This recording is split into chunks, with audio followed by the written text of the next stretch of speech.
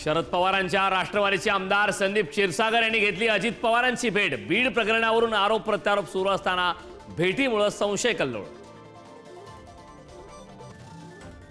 कोकणातील damage control रोखण्यासाठी उद्धव ठाकरे मैदानात। आज रत्नागिरी जिल्ह्यातील पदाधिकाऱ्यांसोबत ठाकरेंची बैठक।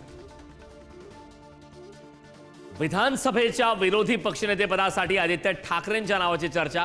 अर्थसंकल्पीय अधिवेशनात ठाकरेंची शिवसेना विरोधी पक्षनेतेपदावर दावा करणार। संतोष देशमुख खून प्रकरणातील फरार आरोपी कृष्णा आंधळेची संपत्ती जप्त करण्याचे कोर्टाचे आदेश। कृष्णाच्या नावावर 5 वाहने तसेच धारूर केजमध्ये बँक खाते। मुंबईत पुन्हा एकदा मराठी गुजराती वाद। रूपम शोरूमच्या मॅनेजरची मराठी ग्राहकांना हिंदी किंवा गुजरातीत बोलण्यासाठी जबरदस्ती।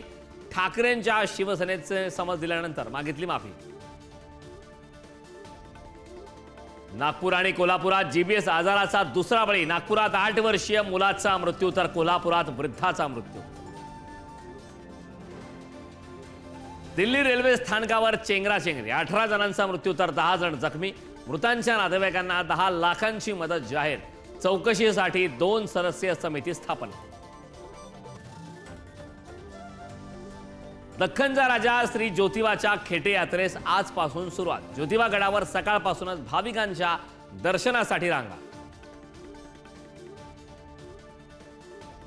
अमरावतीत चालत्या शिवशाही बसचा टायर निखळला। चालकाच्या प्रसंगावधानामुळे वाचला 50 प्रवाशांचा जीव।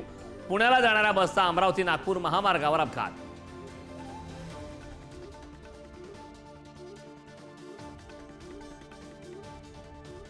नाशिक शहरात भुरट्या चोरांचा सुळसुळाट। वेगवेगळ्या ब्रँडची दारू आणि हॉटेलमधील रोकड लंपास। चोरीची संपूर्ण घटना सीसीटीव्ही कॅमेऱ्यात कैद।